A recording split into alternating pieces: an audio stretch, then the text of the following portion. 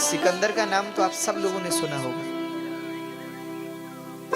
वो जब भारत में आक्रमण करने के लिए आया, उसकी मन में इच्छा हुई, बहुत जगह वो जीत चुका था, तो भारत में आया तो उसके गुरु से, अपने जो उसके गुरु थे, उसने अपने गुरु से कहा, बोले आप बताइए आपके लिए भारत से क्या लाऊं? हमने सुना है भारत सोने की चिड़िया है, आप बताइए क्या लाऊं आपके लिए? तो उसके गुरु ने कहा कि किसी विद्वान को लेकर के आना भारत से। क्यों गुरुदेव, किसी विद्वान को क्यों लाना? बोले हमने सुना है भारत में लोग बहुत विद्वान होते हैं, बहुत ज्ञानी होते हैं, किसी ज्ञानी व्यक्ति को लेकर के आना और उसकी मर्जी से लाना, बिना मर्जी के उठा करके मत लाना। उसकी प्रसन्नता से उसे लेकर के आना, उसकी संतुष्टता से उसको सेवा करके प्रसन्न करके लेकर आना। बोले हम उसके साथ बैठेंगे तो हमारा ज्ञान भी बढ़ेगा, क्योंकि ज्ञानी के साथ ज्ञान की चर्चा ही होगी।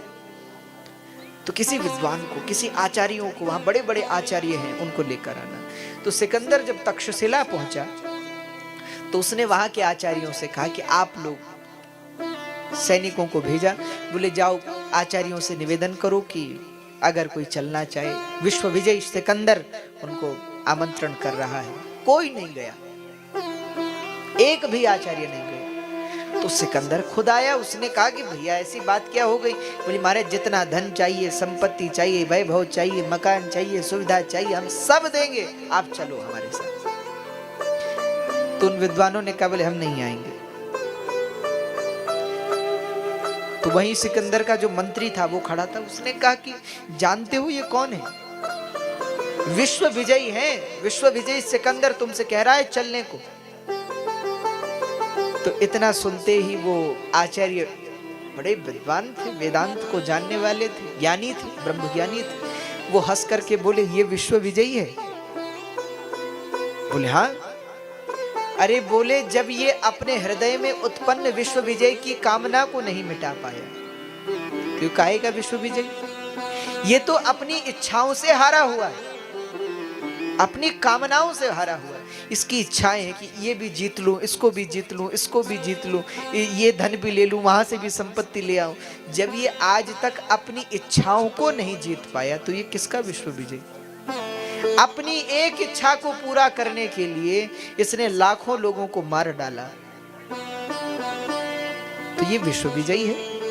अरे ये तो विश्व का सबसे हारा हुआ व्यक्ति है।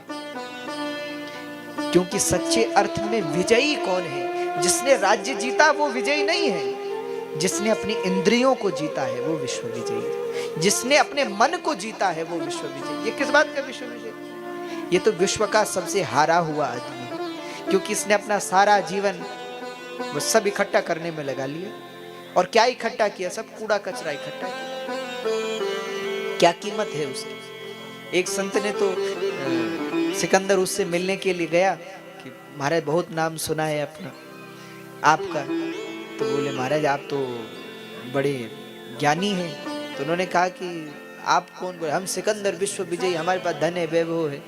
तो उन्होंने कहा कि तुमने जीवन के कितने उम्र बिता दी? बोले महाराज बहुत जीवन के कई साल बिता दिए इतना धन इकट्ठा करने में। तो उन्होंने कहा कि तुमने अपना जीवन बेकार कर दिया, बर्बाद कर दिया। तो उन्होंने कहा कि बर्बाद क्यों कर दिया? बोले भैया तेरे सारे राज्य की कीमत कितनी है तू जानता है? उसने गिना है महाराज इतना इतना, इतने करोड़, इतने अरब, अब भी अगर कोई दे तो भी नहीं खरीद सकता जितनी संपत्ति हमारे पास। तो महात्मा जी ने कहा अच्छा एक बात बताओ। सिकंदर से कहा, बोले अगर तुम रेगिस्तान में हो, रेगिस्तान जानते हैं आप लोग, वहां पानी नहीं होता, रेत ही रेत होती है। अगर तुम रेगिस्तान में हो, बहुत प्यासे हो, इतने प्यासे हो कि अगर पानी नहीं पिया तो मर जाओगे, इतनी प्यास है तुमको, और वो एक गिलास पानी हमारे पास है, तो उस पानी के बदले तुम हमको क्या दोगे? तो सिकंदर ने कहा महाराज आधा राज्य दे दूंगा आपको।